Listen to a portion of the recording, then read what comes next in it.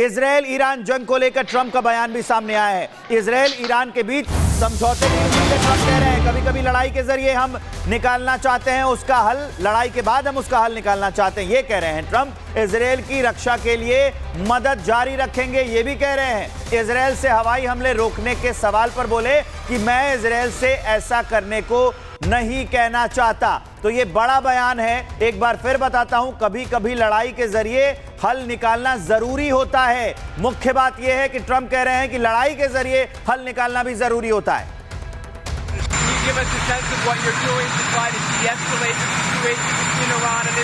Well, I hope there's going to be a deal.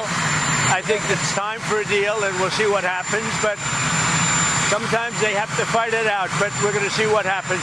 I think there's a good chance there'll be a deal. Can you give us a sense of what you're doing to try to de-escalate the situation between Iran and Israel? Well, I hope there's going to be a deal. I think it's time for a deal, and we'll see what happens. But sometimes they have to fight it out. But we're going to see what happens. I think there's a good chance there'll be a deal. Can you give us a sense of what you're doing to try to de-escalate the situation between Iran and Israel? Well, I hope there's going to be a deal. I think it's time for a deal, and we'll see what happens. But sometimes they have to fight it out. But और Trump का ये बयान बहुत महत्वपूर्ण माना जा रहा है। इजराइल और ईरान के बीच जंग लगातार जारी है।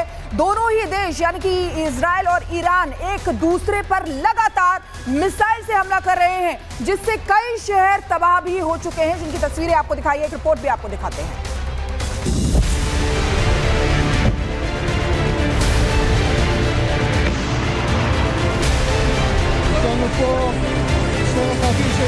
כוחות של קב"א, קריית גת, נותנים מענה।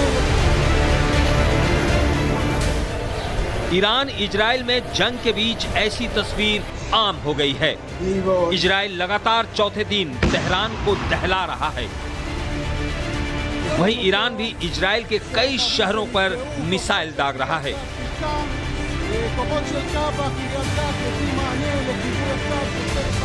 मतलब दोनों ओर से ताबड़तोड़ मिसाइलें बरसाई जा रही है। दोनों देशों के कई शहरों में तबाही मची है। इजराइल चुन चुनकर ईरान के न्यूक्लियर और सैन्य ठिकानों पर हमला बोल रहा है।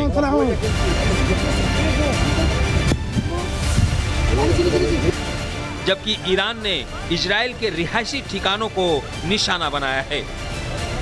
तेल अवीव और हाइफा शहर मलबे में तब्दील हो गए हैं।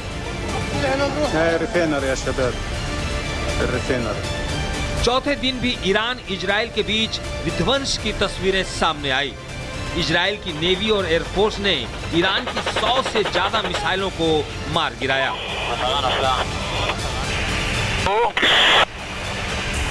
इजराइल के हमले से तेहरान में पानी का पाइप फट गया है, जिससे ताजरिश प्लाजा इलाके में बाढ़ आ गई है।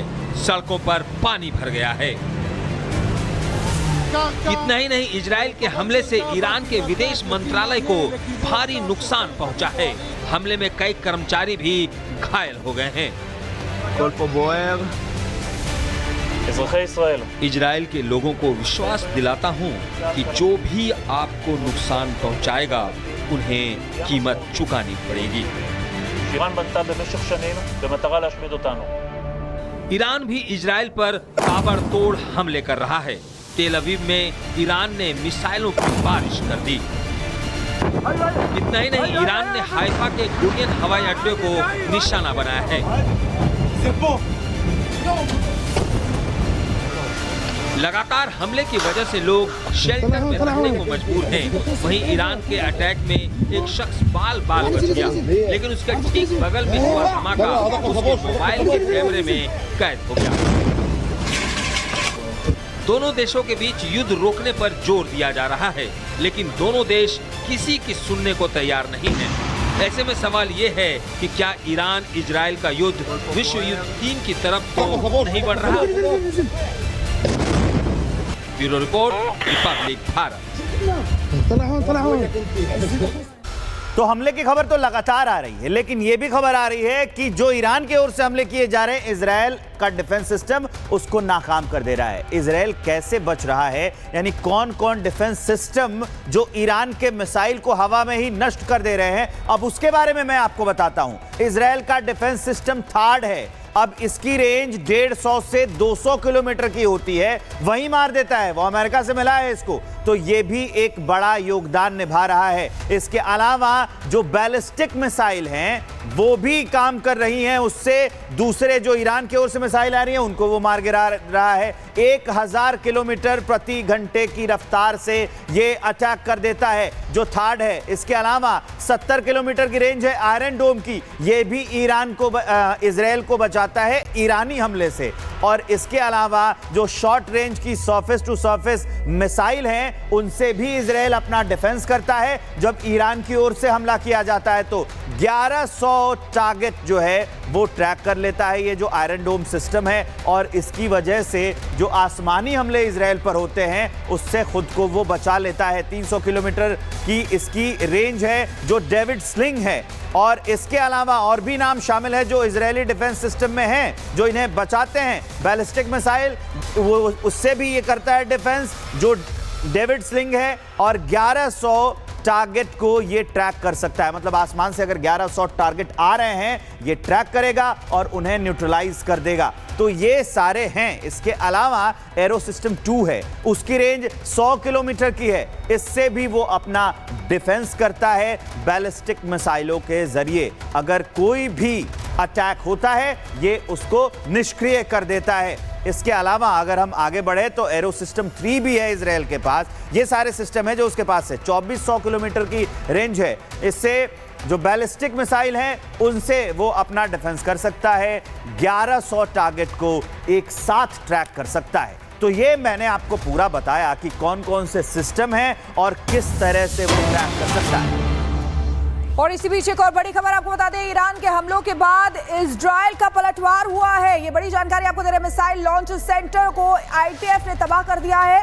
इजरायली लड़ाकू विमानों ने ईरान पर हमला किया है। तो बड़ी जानकारी आपको दे दें, मिसाइल लॉन्च सेंटर्स को आईडीएफ ने तबाह कर दिया है। ईरान के हमलों के बाद अब इजराइल लगातार पलटवार कर रहा है। इजरायली लड़ाकू विमानों ने ईरान पर हमला किया है। तस्वीरें आपके सामने देखिए, फाइटर जेट से ही पहले इजराइल ने सबसे पहले हमला किया था जब उनके सैन्य ठिकानों को, टॉप लीडरशिप को और साथ ही साथ परमाणु ठिकानों को निशाना बनाया था। और अब एक बार फिर से इजरायली लड़ाकू विमानों ने ईरान पर हमला किया है। इस बीच एक और बड़ी अपडेट है, इजराइल में एक्टिव हुए हैं एयर डिफेंस सिस्टम।